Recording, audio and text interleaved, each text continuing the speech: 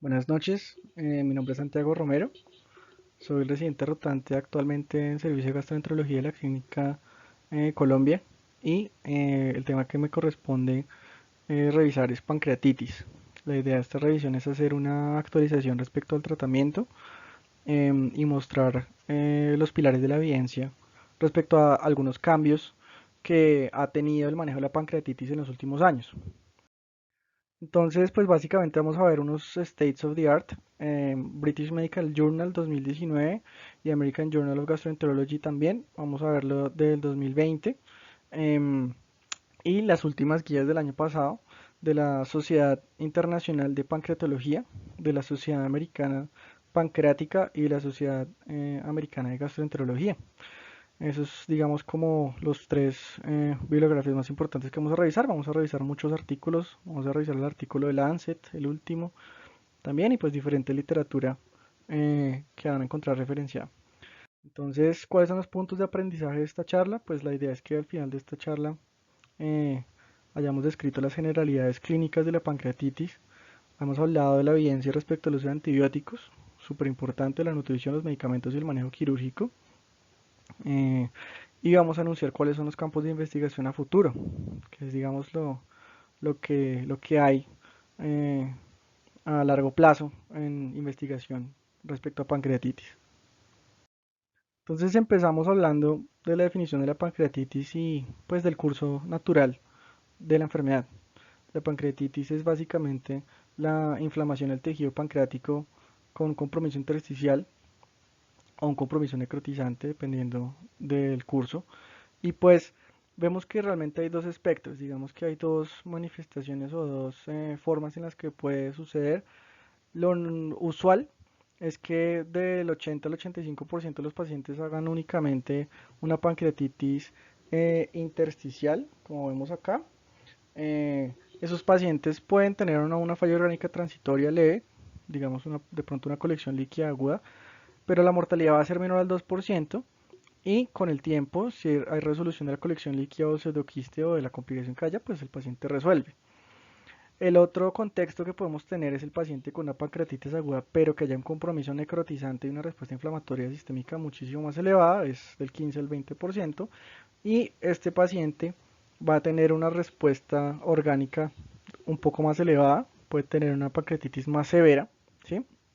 Eh, y podemos tener una mortalidad diferente de entre el 5% si es una pancreatitis aguda, morada o severa, si la falla orgánica es transitoria, pero si la falla orgánica es persistente, la mortalidad asciende del 15 al 20%, como ven acá. 70% pueden tener una necrosis estéril con una mortalidad alrededor del 10% y 30% pueden tener una necrosis infectada, una pancreatitis aguda crítica con una mortalidad del 30%. Estos pacientes son los que tienen las complicaciones como tal de la pancreatitis, las complicaciones estructurales como tal.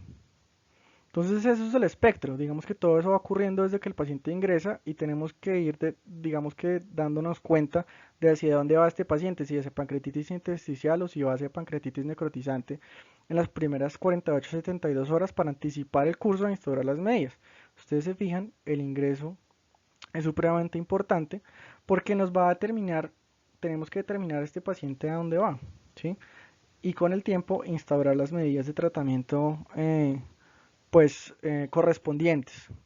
Entonces vamos intentando haciendo vamos haciendo la restitución agresiva de líquidos las primeras horas, determinar cuándo el paciente puede recuperar la nutrición enteral, determinar en las siguientes semanas si requiere antibióticos, si requiere tratamientos invasivos.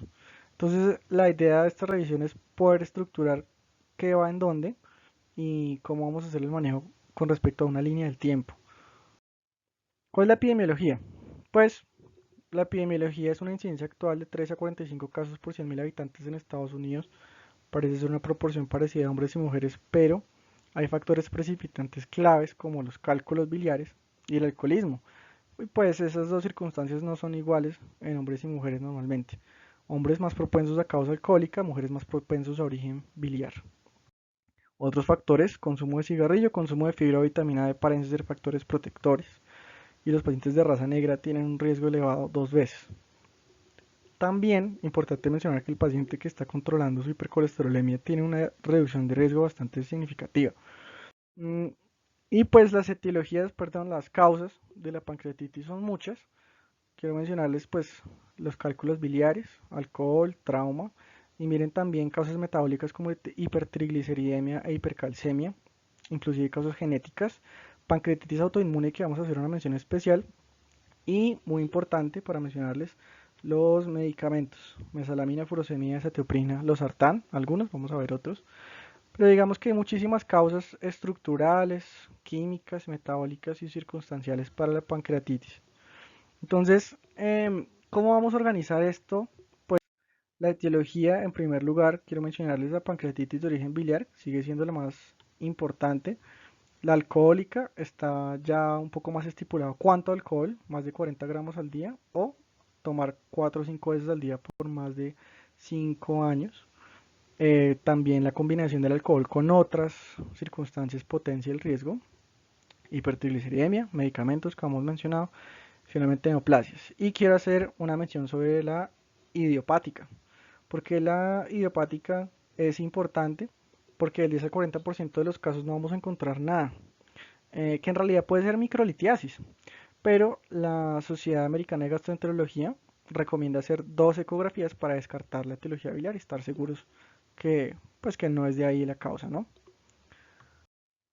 Ahora, mención especial de la pancreatitis autoinmune. Solo quiero mencionarles rápidamente que, pues, en nuestra circunstancia, por lo menos de los internistas, es importante encontrar, digamos, la circunstancia clínica inflamatoria del paciente y podemos ver que a veces tenemos una enfermedad de IgG4 que puede generar colangitis, alteraciones de glándulas o pacientes con alteraciones de glándulas salivales o fibrosis mediastinal o enfermedad inflamatoria del colon. Entonces hay diferentes contextos clínicos inflamatorios que pueden contribuir a que el paciente tenga una pancreatitis autoinmune. Y pues se cae su peso, que cuando tengamos pacientes con enfermedades autoinmunes, pensemos en que la pancreatitis pueda ser de ese origen. Hay dos tipos.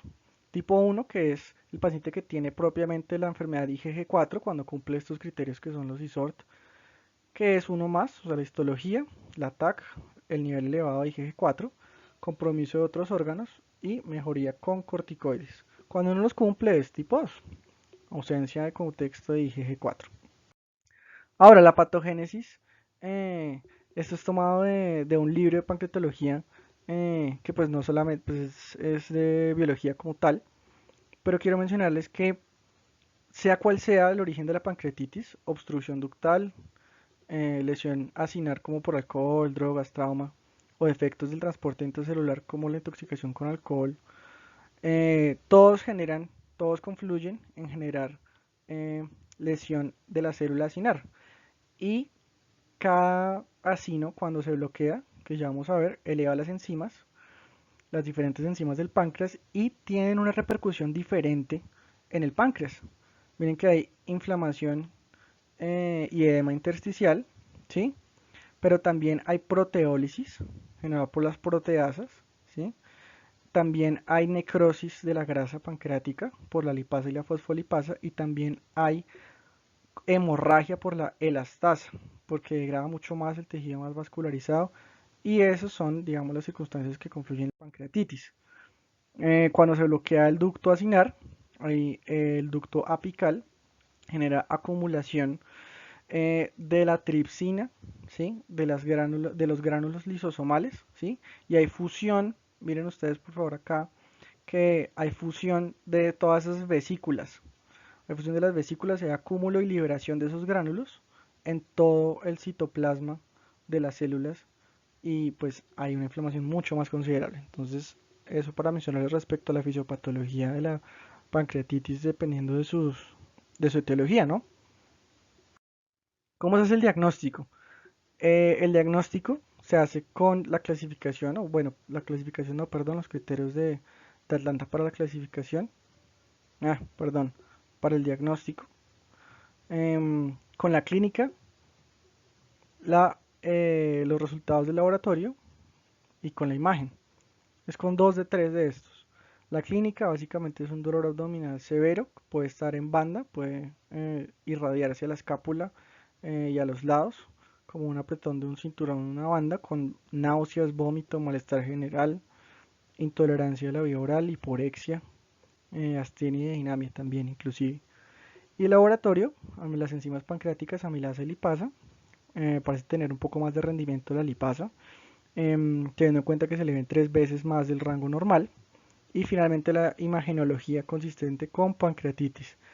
Ha dicho que con 2 de 3 de esos criterios se hace, y quiero mencionarles que la imagenología puede ser con el simple hallazgo ecográfico o con el hallazgo con TAC si hay duda de la ecografía inicial o para buscar complicaciones, que ya vamos a ver cómo se hace, o con una resonancia cuando hay dudas, cuando no hay, cuando no está muy claro el diagnóstico. ¿Cuáles son las recomendaciones de la Sociedad Americana de Gastroenterología?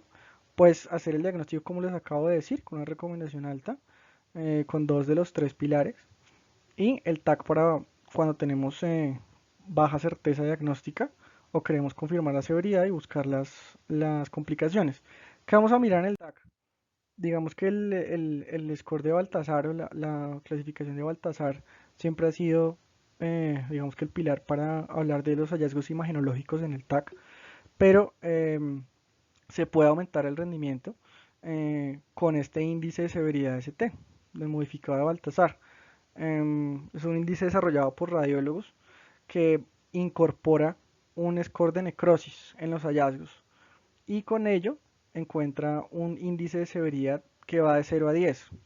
Cuando tenemos 0 a 4, pues estamos un poco más bajos. Cuando estamos por encima de 4, es cuando tenemos una mortalidad y una morbilidad que aumenta. Si ustedes se fijan, 35% pasa de 4 a 6 y antes era del 0 al 8%. Entonces la recomendación es que si el paciente tiene por encima de 3, si tenemos este corte acá, sería importante hacerle un TAC control en 7 días al paciente para ver cómo está. Entonces ahí esa es la forma de incorporar esos hallazgos en la evaluación del TAC. Entonces, teniendo en cuenta eso, vamos a hablar de la severidad. La severidad pues es un tema también muy amplio en función de que hay muchísimas escalas. Ranson hace 30 años describió la escala, pero se han evaluado muchísimas. Ranson, Apache, Marshall, Panc 3, Visa, POP.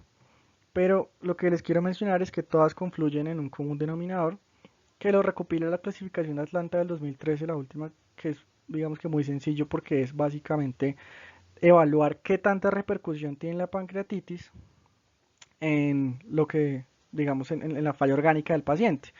El paciente tiene Atlanta leves porque no tiene falla orgánica. Si tiene Atlanta moderada, clasificación pancreatitis moderada según Atlanta, es porque la falla orgánica resuelve en menos de 48 horas. Pero si tiene clasificación Atlanta severa, pancreatitis severa, la falla orgánica persiste o inclusive es múltiple. Entonces miren los scores, digamos que confluyen Ranson, Atlanta y BISAP en determinar si es leve, moderada o severa. Básicamente todas esas escalas hacen lo mismo y quiero mencionarles una última escala nueva que me parece interesante, que es el PAS Score validado el año pasado en Los Ángeles.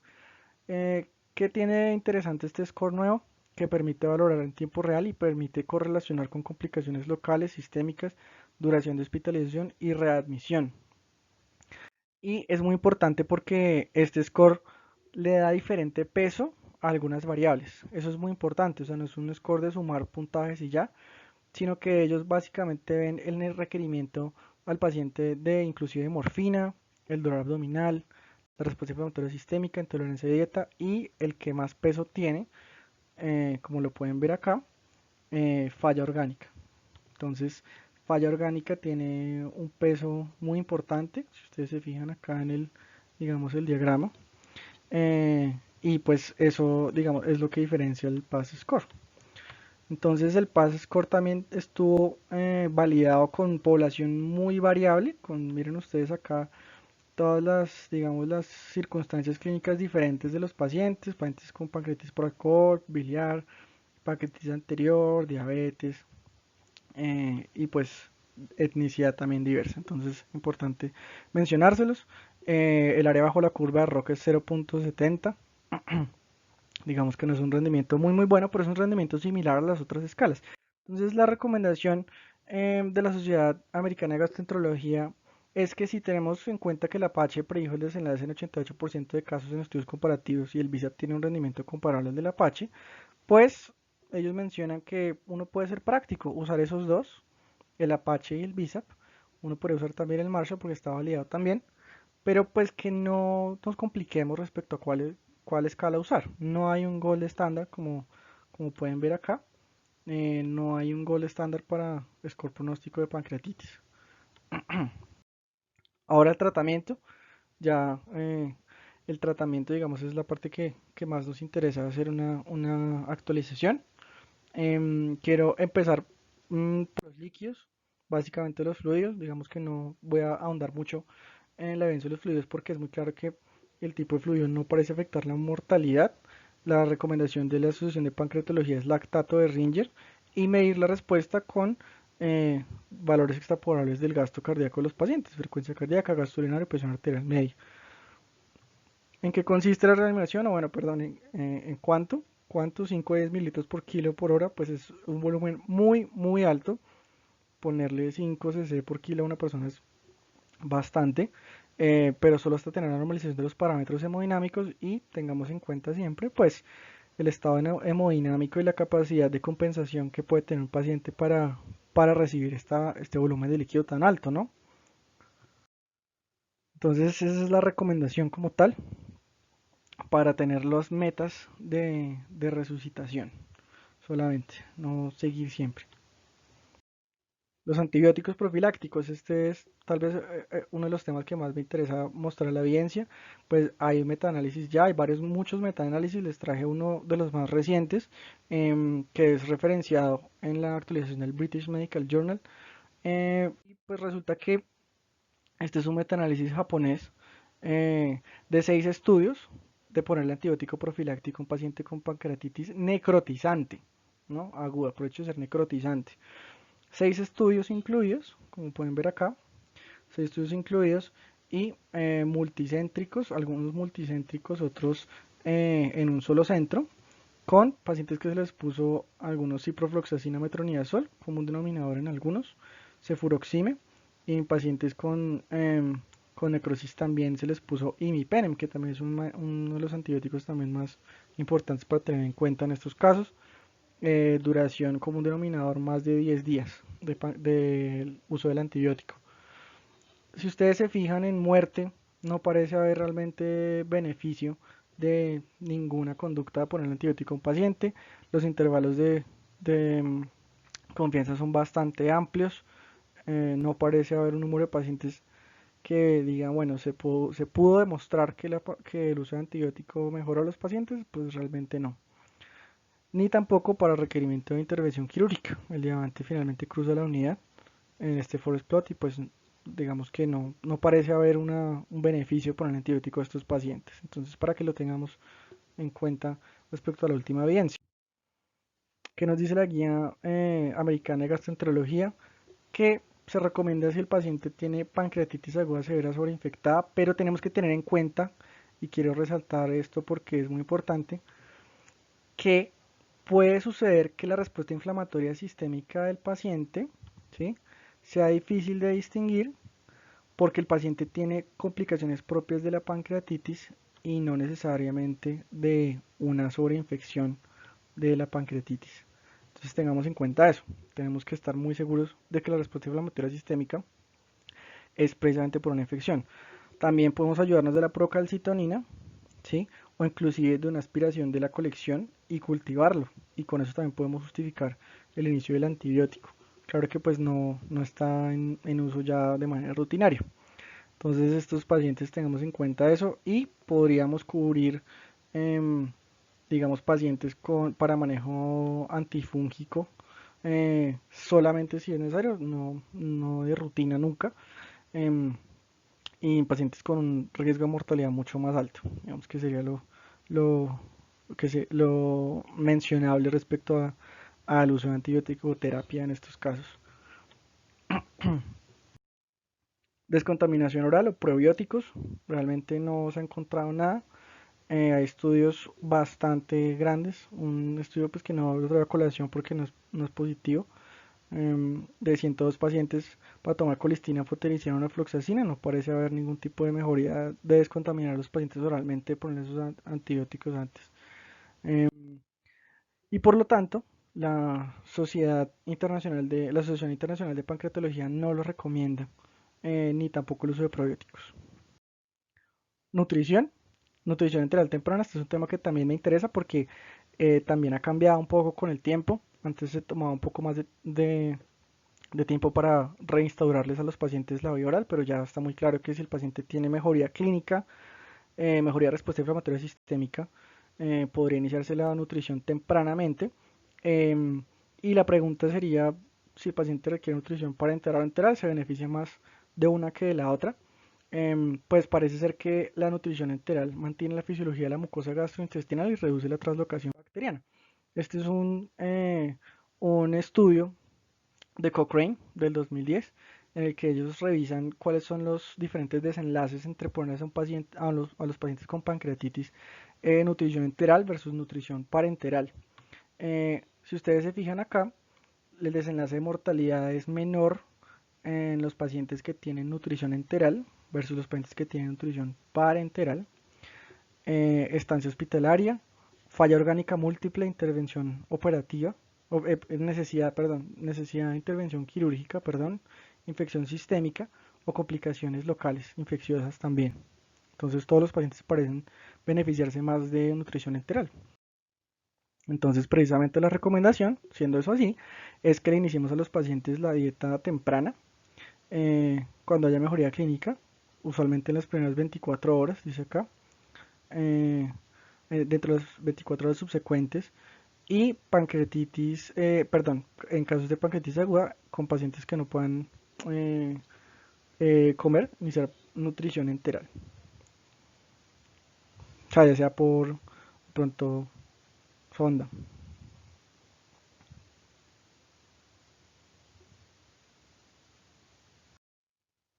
Otros agentes terapéuticos que vamos a mencionar, Leukerotil.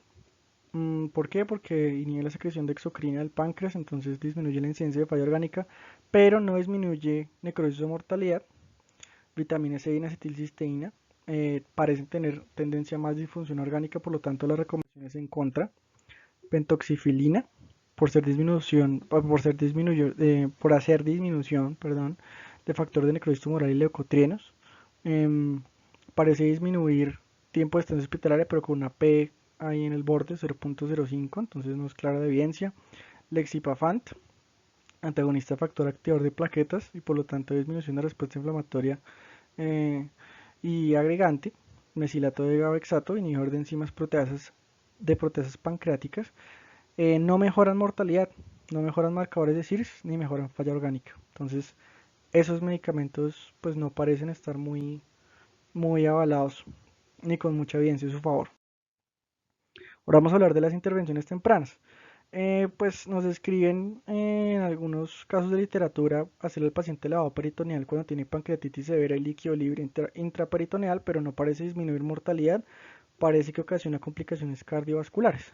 Entonces realmente no lo recomiendan en la guía y CEPRE únicamente cuando hay presencia de colangitis. Y pues está avalada esa recomendación por eh, la Sociedad Internacional de Pancreatología. Ahora vamos con las complicaciones.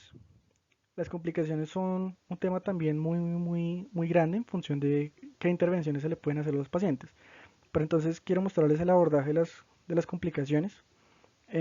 Pueden ser o no necrotizantes o necrotizantes.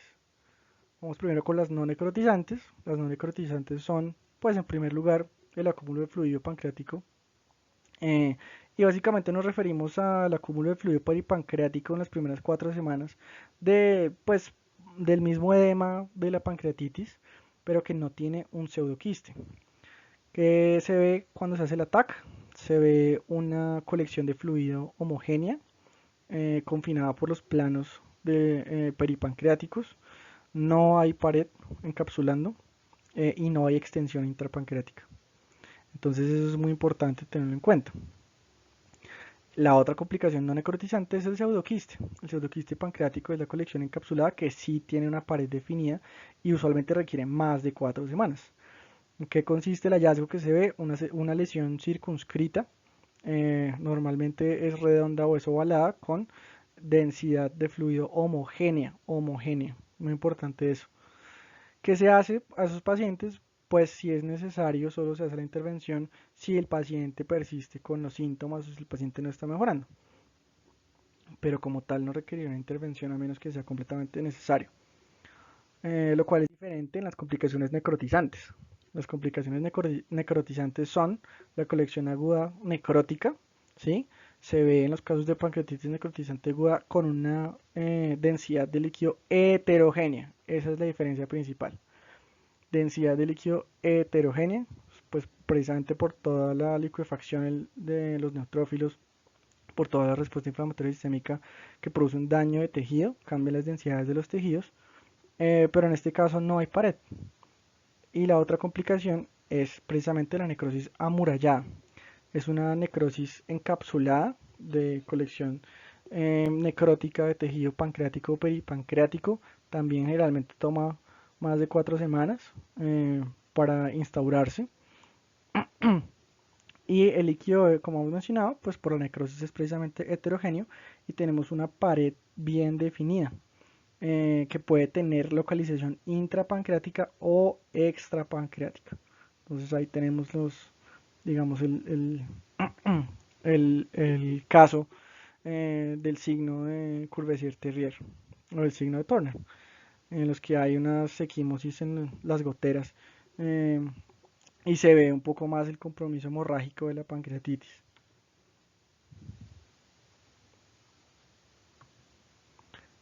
¿Cómo se hace la intervención? Puede ser abierta o endoscópica. Entonces tenemos el estudio Panther de endoscopia y el estudio Penguin. Vamos a verlos los dos rápidamente para ir terminando. El estudio Panther es un estudio de New England Journal of Medicine del 2010 en el que determinaron hacerle a los pacientes o necrosectomía abierta o hacer un abordaje escalonado, como ellos lo mencionan. El abordaje escalonado consistía básicamente en que si el paciente se le puede hacer un drenaje, se hacía, y si era necesario, se hacía una necrosectomía, pero vía endoscópica por el retroperitoneo. Entonces, pues no es tan agresiva ni tan invasiva como una necrosectomía abierta. Básicamente 45 fueron a necrosectomía, 43 fueron a la estrategia invasiva, perdón, mínimamente invasiva o escalonada. Em, y pues este estudio lo vimos ayer en la charla del doctor Sebastián Esteves. Él también lo mencionó rápidamente y el desenlace es muy contundente en función de que los pacientes con una estrategia mínimamente invasiva se benefician más en función de que presentan menores complicaciones y menor mortalidad. En este caso, 40% mínimamente invasiva, 69% necrosectomía abierta con P 0.006, estadísticamente significativa para el desenlace primario. Entonces, muy contundente ese estudio. Y el otro es el estudio Penguin de JAMA 2012, estudio de endoscopia, perdón, hacerle al paciente necrosectomía endoscópica transgástrica o necrosectomía quirúrgica. Entonces estos pacientes iban o a esta estrategia acá que es la quirúrgica, que es debridamiento retroperitoneal asistido. Entonces miren que aquí está el acceso retroperitoneal al paciente con ayuda de una guía de video asistido. Eh, y aquí se hace la intervención invasiva, mientras que en la otra estrategia de necrosectomía endoscópica transgástrica se inserta el endoscopio y se hace la necrosectomía a través de la pared del estómago con el tejido y pues se retira el tejido pancreático, entonces el tejido pancreático necrótico. Entonces esas serían, digamos, las dos estrategias. Básicamente los pacientes fueron asignados, fueron pocos pacientes realmente, em, 10 y 10 para cada grupo más o menos. Y realmente pues tenían circunstancias clínicas significativas. A mí me llamaba la atención, quería mencionarles que la causa de la pancreatitis de estos pacientes fue o biliar o alcohol u otras. Fueron pocos pacientes, la mayoría había, entonces pienso que hay que interpretar estos resultados con cuidado en función de que fue más diseñado con pacientes que tenían pancreatitis de origen biliar, ¿no? Importante mencionarlo. Básicamente el resultado fue muy similar en función de que las complicaciones mayores, requerimiento de cirugía otra vez, muerte, fueron menores en los pacientes que tenían la necrosectomía endoscópica transgástrica versus los que tenían la necrosectomía quirúrgica, con una P estadística 0.03. Entonces, parece ser que con el tiempo cada vez se va a operar menos la pancreatitis, las complicaciones de la pancreatitis. Y básicamente eso respecto al tratamiento. Quiero mencionarles también hacia eh, cómo se ordenaría, digamos, en una función de una línea del tiempo. Ya para terminar, este algoritmo me parece muy importante. O más que un algoritmo es una línea de tiempo en el que lo primero que se hace cuando llega el paciente es hacerle todos los exámenes. Primero para diagnosticar la pancreatitis y segundo para determinar qué severidad tiene esa pancreatitis, determinar la etiología, llevarlo a CEPRE si es necesario y determinar si requiere ingreso a UCI e iniciar la reanimación. Ese es el objetivo de la primera semana. Fíjense, la primera semana. A medida que va pasando el tiempo tenemos que ir verificando si el paciente tiene deterioro clínico, hacer las medidas de soporte, determinar cómo va la respuesta al reinicio de la vía oral del paciente, ¿sí? Y cuando pase ese tiempo de esa semana, ¿sí? Hay que ver si hay evidencia o si se necesita realizar otra TAC, si se necesita buscar complicaciones, si se necesita antibiótico, si se necesita una intervención necesaria. Entonces, esos son, digamos, las líneas del tiempo para el paciente, como hemos mencionado. Entonces, esa es, digamos, el orden en el que se podría hacer la intervención del paciente. Preguntas para investigación a futuro. ¿Qué tipo de fluido parece beneficiar más a los pacientes? Si hay algún medicamento que cambie los desenlaces, que pues por ahora no hay. ¿Cuáles son las complicaciones nutricionales a largo plazo? Y si la flora intestinal influye en el curso de la pancreatitis. Pues los probióticos y eso pues nos han demostrado que por ahora no, pero hay que tener en cuenta esa pregunta para investigación a futuro. Eso sería, digamos, los ejes que se podrían investigar a largo plazo. Y pues respecto a eso, como para hacer una abrebocas de cuál sería el desenlace de eso, cuál sería el curso al que lleva eso, pues hay diferentes medicamentos que en este momento están siendo investigados, muchos en fase preclínica, y pues importante tenerlos en cuenta, inclusive el tocilizumab, que pues es un medicamento que actúa en la interleuquina 6, un medicamento que pues se usa para muchas otras circunstancias clínicas, pero pues ten en cuenta que puede a futuro que sea un medicamento que ayude a los pacientes, ¿no? Entonces quería mencionarles eso. Las conclusiones de la charla son que el diagnóstico se hace con dos de los tres pilares, ¿no? Clínico, laboratorio, imagenológico. Apliquemos las escalas de severidad, que para no complicarnos pueden ser perfectamente estas tres. El Apache por el rendimiento del 88% de los desenlaces que vimos. Era Atlanta porque clasifica la, la severidad de la pancreatitis. Y el Marshall también podría estar usado porque es práctico y está validado también. Cuando pase la primera semana tenemos que haber diagnosticado la pancreatitis, vigilar la respuesta a CIRS, la mejoría clínica y la nutrición en general del paciente y a medida que va pasando el tiempo tenemos que determinar si el paciente necesita un control de imagen, si necesita o no uso de antibiótico, que vamos a ver, lo que acabamos de ver es que pues parece que cada vez necesita menos antibióticos los pacientes. Sería si el paciente no modula CIRS, si presenta signos de inflamación infecciosa como tal, si presenta un perfil tóxico infeccioso, buscar las complicaciones, de detenerlas y pues determinar la necesidad de un abordaje quirúrgico o endoscópico. Quería mencionarles eso. Muchísimas gracias.